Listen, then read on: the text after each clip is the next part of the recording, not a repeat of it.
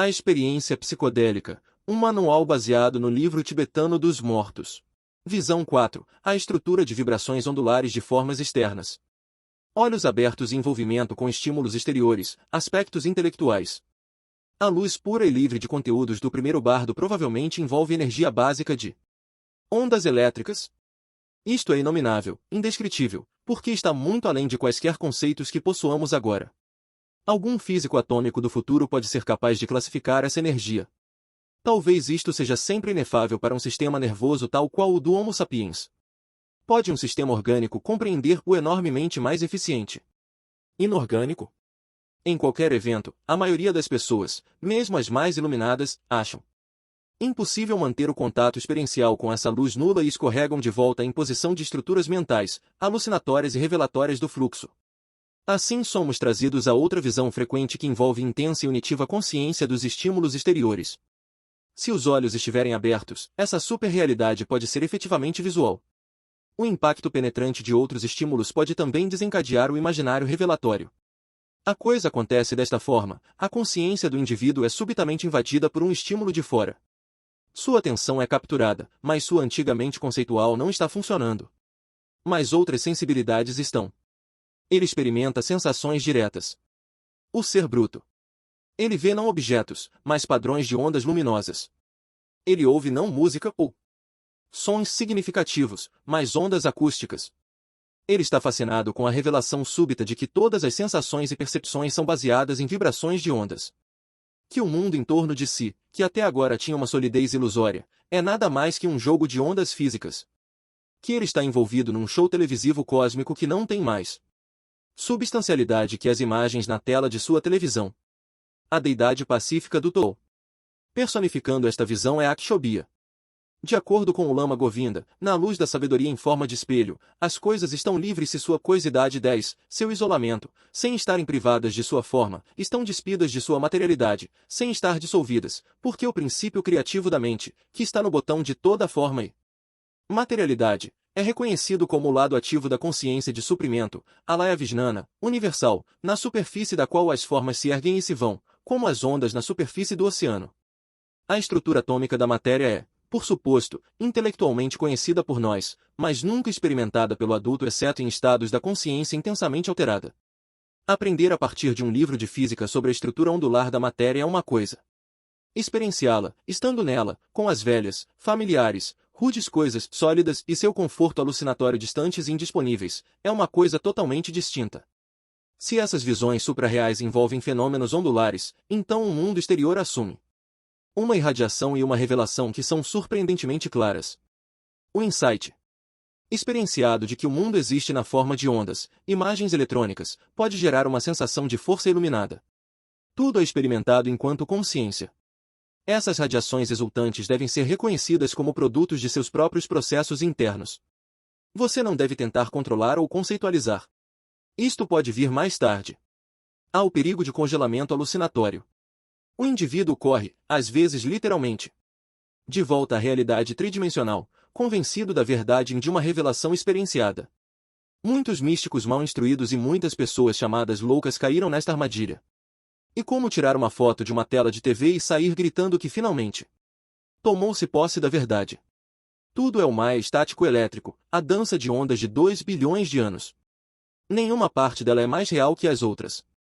Tudo em todos os momentos está cintilando com todo o significado. Até aqui temos considerado a irradiação positiva da claridade, mas há terríveis aspectos negativos na quarta visão. Quando o indivíduo sente que seu mundo está se fragmentando em ondas, ele pode ficar terrificado. Ele, eu estão se dissolvendo. Espera-se que o mundo à minha volta esteja parado, estático e morto, esperando tranquilamente por minha manipulação. Mas essas coisas passivas se transformaram numa dança cintilante de energia viva. A natureza maia dos fenômenos causa pânico. Onde está a base sólida? Toda coisa, todo conceito, toda forma sobre a qual alguém apoia sua mente entra em colapso e torna-se vibrações elétricas carentes de solidez. O rosto do guia ou do amigo querido da pessoa transforma-se num mosaico de impulsos em seu córtex. Minha consciência criou tudo aquilo de que estou consciente. Eu esculpi meu mundo, meus entes queridos, eu mesmo. Todos são apenas padrões de energia cintilante. Em vez de claridade e força exultante, há confusão. O indivíduo cambaleia, agarrando-se a padrões de elétrons, esforçando-se para congelá-los de volta às suas funções robóticas familiares. Toda a solidez se foi. Todos os fenômenos são figuras de papel grudadas na tela de vidro da consciência.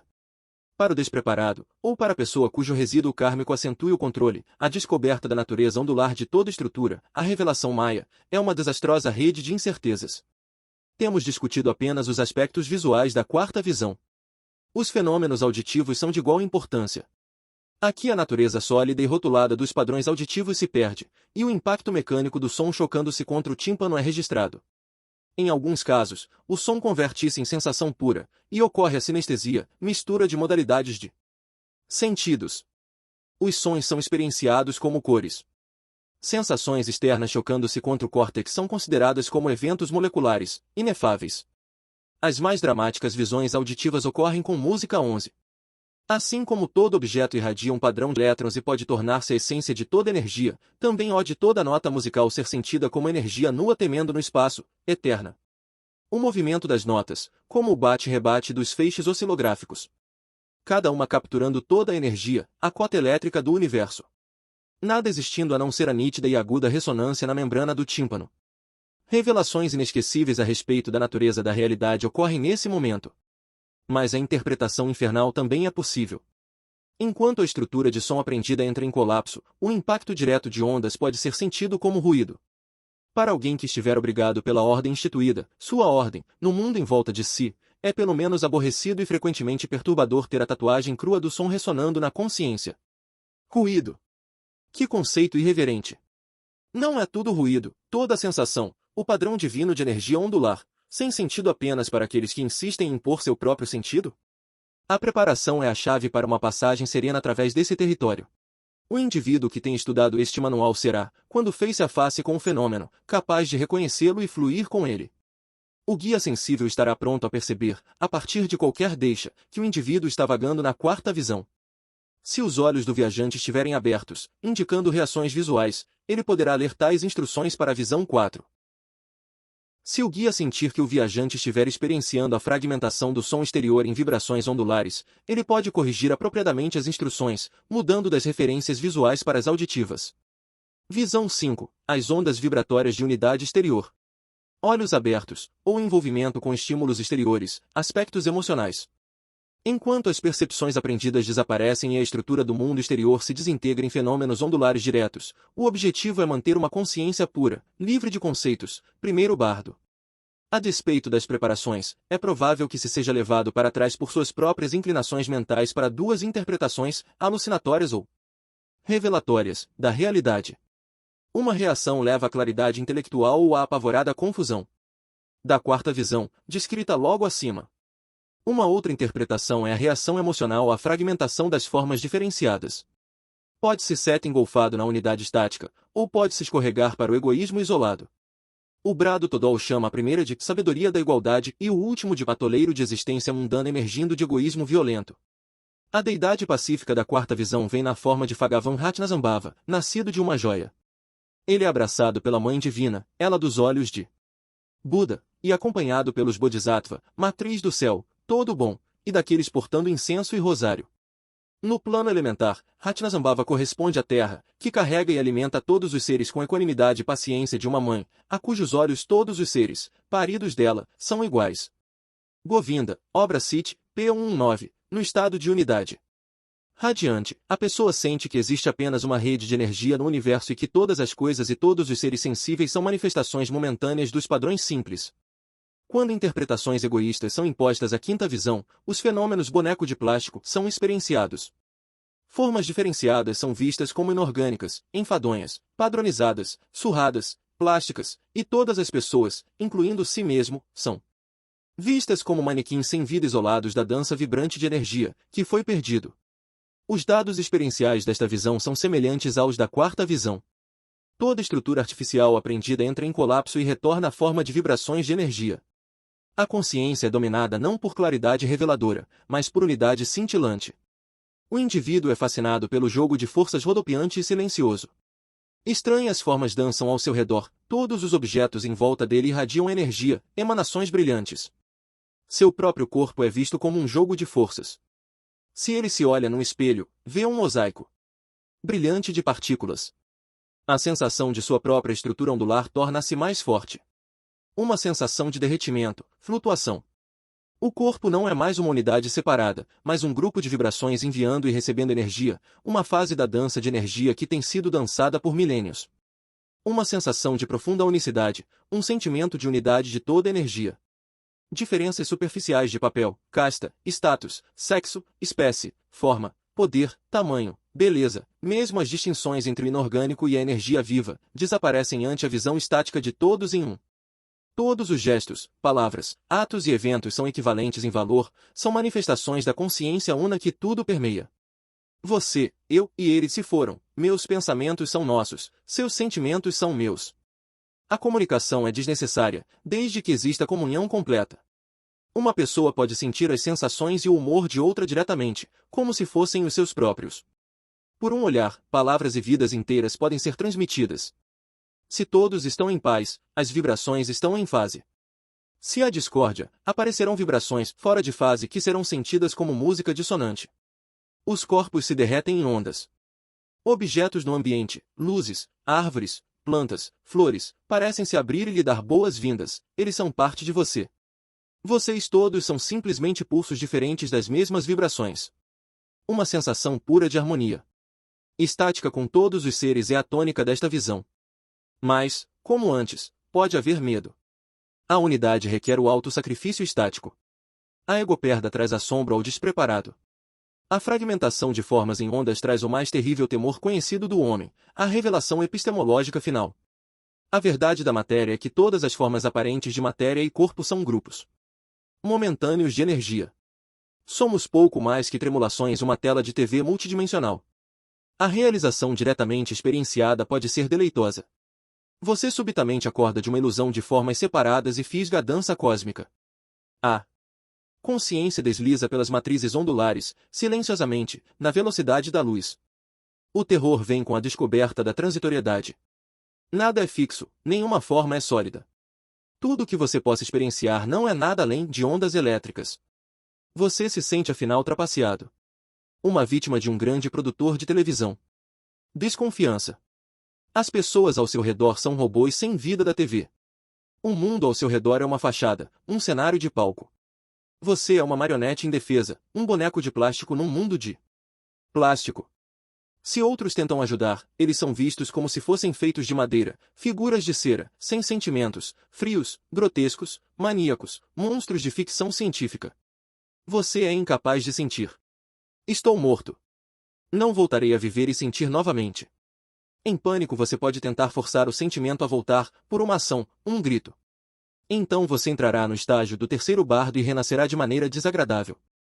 O melhor método para escapar dos terrores da quinta visão é relembrar este manual. Relaxar, e balançar com a dança ondular. Ou comunicar ao guia que você está na fase do boneco de plástico, e ele o guiará de volta. Uma outra solução é mover-se rumo ao fluxo biológico interior. Siga as instruções dadas na terceira visão, feche os olhos, deite-se de bruços, procure o contato corporal, flutue no seu fluxo corporal. Fazendo assim, você está recapitulando a sequência evolutiva. Por bilhões de anos, a energia inorgânica dançava no ciclo cósmico antes de o ritmo biológico começar. Não há prece. Se o guia sentir que a pessoa está experienciando visões de boneco de plástico ou estiver com medo da incontrolabilidade de suas próprias sensações, ele deve ler para ela tais instruções para a visão 5. Visão 6, o circo retinal. Cada uma das visões do segundo bardo até aqui descritas era um aspecto da experienciação da realidade. O fogo interior ou as ondas exteriores, apreendidos intelectualmente ou emocionalmente, cada visão com suas armadilhas correspondentes. Cada uma das deidades pacíficas aparece com suas deidades coléricas auxiliares. Manter quaisquer dessas visões por qualquer período de tempo requer um certo grau de concentração ou unidirecionalidade da mente, da mesma forma que a capacidade de reconhecê-las e não sentir medo. Assim, para a maioria das pessoas, a experiência pode passar por uma ou mais destas fases sem que o viajante seja capaz de segurá-las ou ficar com elas. Ele pode abrir e fechar os olhos, pode ficar alternadamente absorto em sensações internas ou em formas externas. A experiência pode ser caótica, bela, emocionante, incompreensível, mágica, mutante. No Bar do Todol, no sexto dia aparecem as luzes radiantes das 5 sabedorias combinadas dos Dhyani Budas, as deidades projetivas, guardiães da mandala, e os Budas dos 6 reinos do jogo existência. De acordo com o Lama Govinda, o caminho interior de Vajrasattva consiste na combinação dos raios das sabedorias dos 4 Dhyani Budas e sua absorção pelo próprio coração da pessoa, em outras palavras, no reconhecimento de que todas essas irradiações são emanações da própria mente da pessoa num estado de perfeita tranquilidade e serenidade, um estado no qual a mente revela sua verdadeira natureza universal. Ele viajará livremente através de muitos mundos de experiência, do contato direto com imagens e formas do processo vital. Ele pode passar as visões de papéis humanos. Ele pode ver e entender com clareza e brilho inimaginados vários scripts sociais individuais que ele e os outros interpretam. Suas próprias batalhas na existência kármica, de scripts, parecerão deploráveis e risíveis. Liberdade estática da consciência é a tônica desta visão. A exploração de reinos inimagináveis. Aventuras teatrais. Encenações dentro de encenações dentro de encenações. Os símbolos tornam-se as coisas simbolizadas e vice-versa. Palavras tornam-se coisas, pensamentos são música, a música é cheirada, os sons são tocados.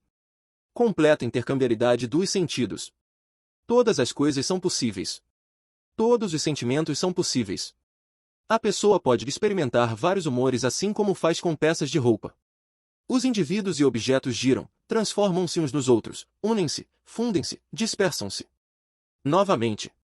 Objetos exteriores dançam e cantam. A mente os toca como a instrumentos musicais. Eles assumem qualquer forma, significado ou qualidade que se lhes ordene. São admirados, adorados, analisados, examinados, trocados, feitos bonitos ou feios, grandes ou pequenos, importantes ou triviais, úteis, perigosos, mágicos ou incompreensíveis. Pode-se reagir a ele com maravilhamento, fascinação, humor, amor, repugnância, espanto, horror, deleite, medo, êxtase.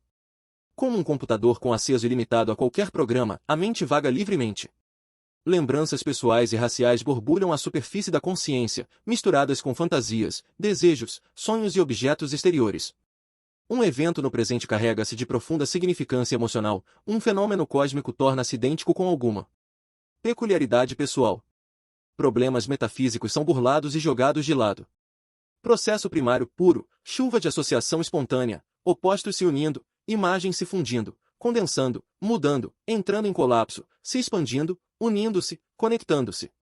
Essa visão caleidoscópica do jogo realidade pode ser assustadora e confusa para um indivíduo mal preparado.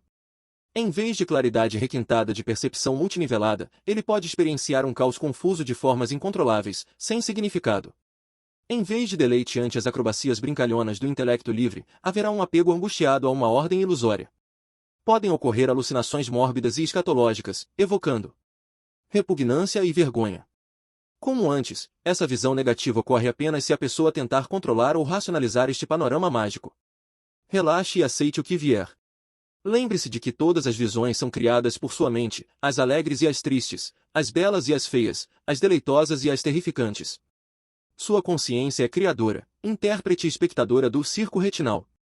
Se o guia sentir que o viajante estiver ou permanecer na visão do circo retinal, pode ler-lhe tais instruções para a visão 6, o circo retinal. Visão 7, o teatro mágico.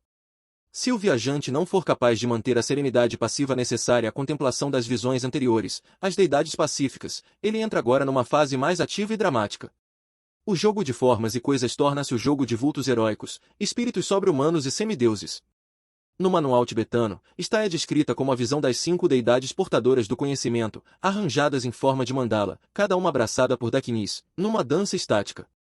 As deidades portadoras do conhecimento simbolizam o mais alto nível de conhecimento individual ou humanamente concebível, como obtido na consciência dos grandes yogis, pensadores inspirados ou semelhantes heróis do espírito.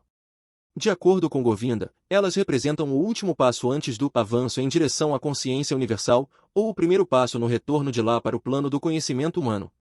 As dakinis são corporificações femininas do conhecimento, representando os impulsos inspiracionais da consciência levando ao avanço.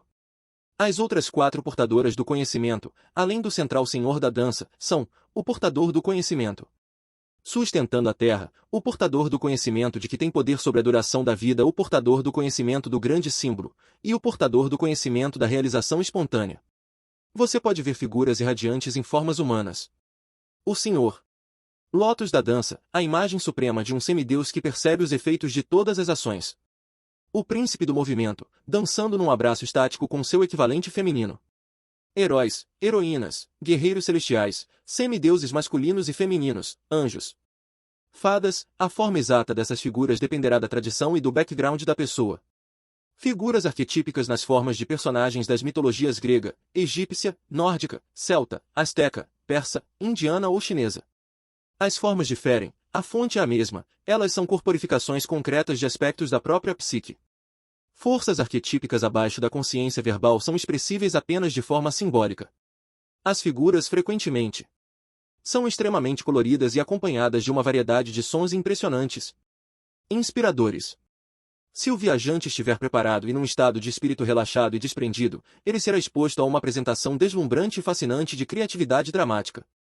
O teatro cósmico. A Divina Comédia.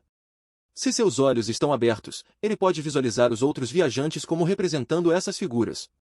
O rosto de um amigo pode transformar-se no de um garotinho, de um bebê, de um deus menino, de uma estátua heróica, de um velho sábio, na de uma mulher, animal, deusa, mãe d'água, garotinha, ninfa, elfo, gnomo, leprechal. Imagens de grandes pintores erguem-se como as representações familiares desses espíritos. As imagens são múltiplas e inesgotáveis. Uma viagem iluminada pelas áreas nas quais a consciência pessoal funde-se com o supra-individual. O perigo é que o viajante fique aterrorizado ou indevidamente atraído por essas poderosas figuras. As forças representadas por elas podem ser mais intensas do que aquelas para as quais ele estava preparado. Incapacidade ou indisposição para reconhecê-las como produtos da própria mente levam a pessoa a fugir numa caçada animalística. A pessoa pode se envolver na caçada por poder, luxúria, riqueza e descer as lutas de renascimento do terceiro bardo. Se o guia sentir que o viajante caiu na armadilha, as instruções apropriadas podem ser lidas. Tais instruções para a visão 7, o teatro mágico. As visões coléricas. Pesadelos do segundo bardo. 7 visões do segundo bardo foram descritas. Em cada uma delas, o viajante poderá reconhecer o que viu e ser libertado. Multidões serão libertadas por esse reconhecimento, e embora multidões obtenham a libertação desta maneira, o número de seres sensíveis, sentindo-se grandes, as poderosas obscuridades do mau karma se adensam, propensões de uma espera muito longa, a roda da ignorância e da ilusão não fica nem esgotada nem acelerada. A despeito das confrontações, há uma enorme preponderância daqueles que vagam e caem sem ser libertados. Assim, no Todol tibetano, depois de 7 deidades pacíficas, vêm 7 visões de deidades coléricas, 58 em número, masculinas e femininas, cuspidoras de fogo, coléricas, bebedoras de sangue.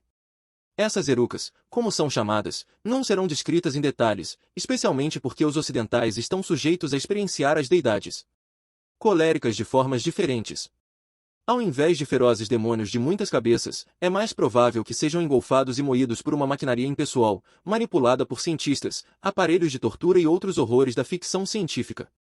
Algumas observações gerais a respeito da interpretação tibetana dessas visões. As deidades coléricas são consideradas apenas as antigas deidades pacíficas num aspecto modificado. O Lama Govinda escreve, as formas pacíficas de Dhyani Budas representam o mais alto ideal de budidade em sua condição estática, final, completa, do alcance final ou perfeição, vistas retrospectivamente como um estado de completo descanso e harmonia. As erucas, por outro lado, são descritas como bebedoras de sangue, raivosas ou deidades terrificantes são meramente o aspecto dinâmico do esclarecimento, o processo de se tornar um Buda, ou alcançar a iluminação, como simbolizado pela luta de Buda com a multidão de Mara. As figuras estáticas, heróicas e terrificantes, expressam o ato de avançar em direção ao impensável, o intelectualmente inalcançável. De acordo com Govinda, elas representam o salto por sobre o abismo, que boceja entre a consciência de superfície intelectual e a consciência profunda suprapessoal intuitiva. Os tibetanos consideram as visões de pesadelo primariamente como produtos intelectuais. As atribuem ao chakra do cérebro, enquanto as deidades pacíficas são atribuídas ao chakra do coração e as deidades portadoras do conhecimento ao chakra intermediário da garganta. Elas são as reações da mente ao processo de expansão da consciência. Representam as tentativas do intelecto de manter suas fronteiras ameaçadas. simbolizam a luta do avanço da consciência e do entendimento da ego-perda. Por causa do terror e do espanto que causam, o reconhecimento é difícil. De certo modo é até mais fácil que, uma vez que alucinações negativas comandem toda a atenção, a mente esteja alerta e portanto através da tentativa de escapar do medo e do terror, as pessoas se envolvam em estados psicóticos e sofram. Mas com a ajuda deste manual e a presença de um guia, o viajante reconhecerá essas visões infernais assim que as vir, e lhes dará as boas-vindas como a velhos amigos. Novamente, quando psicólogos, filósofos e psiquiatras que não conhecem estes ensinamentos experienciam a ego-perda, embora se tenham assiduamente devotado ao estudo acadêmico e embora hábeis tenham sido ao expor teorias intelectuais, nenhum dos fenômenos mais elevados aparecerá. Isso porque eles são incapazes de reconhecer as visões que ocorrem nessas experiências psicodélicas. Ao ver subitamente algo que eles jamais viram e sem possuir quaisquer conceitos intelectuais, eles veem isso inamistosamente, e, com os sentimentos antagônicos alçando o voo, passam a estados miseráveis. Assim, se alguém não tiver tido experiência prática com esses ensinamentos, as irradiações e luzes não aparecerão. Aqueles que acreditem nessas doutrinas mesmo que elas pareçam incultas, irregulares no desempenho de deveres, inelegantes os hábitos, e talvez até incapazes de praticar a doutrina com sucesso, não deixem ninguém duvidar deles ou ser-lhes desrespeitoso, mas preste reverência à sua fé mística. Só isto já será capaz de torná-lo apto a alcançar a libertação. Elegância e eficiência da prática devocional não são necessárias, apenas conhecimento e confiança nesses ensinamentos. As pessoas bem preparadas não precisam absolutamente experienciar as visões infernais do segundo bardo. Desde o início elas podem passar por estados paradisíacos guiadas por heróis, heroínas, anjos e superespíritos. Elas se fundirão numa irradiação de arco-íris, haverá chuvas de sol, doce aroma de incenso no ar, música nos céus, e radiações. Este manual é indispensável para os estudantes que estejam despreparados. Os competentes em meditação reconhecerão a serena luz no momento da ego-perda e entrarão no vazio cheio de felicidade, Dharmakaya. Reconhecerão também as visões positivas e negativas do segundo bardo e obterão a iluminação, Sambhogakaya, e renascerão um nível mais elevado e se tornarão inspirados santos ou professores, Nirmanakaya. O estudo e a busca do esclarecimento sempre podem ser retomados do ponto em que foram interrompidos pela última ego-perda, assegurando assim a continuidade do karma. Através do uso deste manual, o esclarecimento pode ser obtido sem meditação, estudando-os a sós. Ele pode libertar mesmo os muito apegados aos scripts. A distinção entre aqueles que sabem e aqueles que não sabem torna-se muito clara. O esclarecimento segue-se instantaneamente. Aqueles que forem alcançados por ele não terão experiências negativas prolongadas. A visão concernente às visões do inferno é a mesma de antes, reconhecê-las como suas próprias formas pensamentos, relaxar, flutuar rio abaixo. As instruções para as visões coléricas podem ser lidas. Se, depois disto, o reconhecimento ainda for impossível e a libertação não for obtida, então o viajante descerá ao terceiro bardo, o período da reentrada. Conclusão do segundo bardo. Mesmo que alguém já tenha feito muitas experiências, há sempre a possibilidade de ocorrerem desilusões nessas experiências psicodélicas. Aqueles com prática em meditação reconhecem a verdade assim que a experiência começa. Ler este manual antes é importante. Ter algum grau de autoconhecimento ajuda no momento da ego-morte. A meditação nas várias formas arquetípicas positivas e negativas é muito importante para as fases do segundo bardo. Portanto, leia este manual, o tenha com você, lembre-se dele, grave-o na mente, leia-o regularmente, deixe que as palavras e os significados fiquem bem claros, eles não devem ser esquecidos, mesmo sob extrema coação. Chama-se a grande libertação pela audição porque mesmo as ações egoístas da consciência podem ser libertadas ao ouvi-lo. Se ouvido apenas uma vez, pode ser eficaz mesmo que não entendido, será lembrado durante o estado psicodélico, desde que então a mente esteja mais lúcida. Deve ser anunciado a todas as pessoas vivas, deve ser lido sobre todos os travesseiros, deve ser lido aos moribundos, deve ser transmitido. Aqueles que tiverem acesso a esta doutrina são felizardos. Ela não é fácil de encontrar. Mesmo quando lida, é difícil de compreender. A libertação será obtida simplesmente não descrendo do que se ouvir disto. Aqui termina o segundo bardo, o período das alucinações.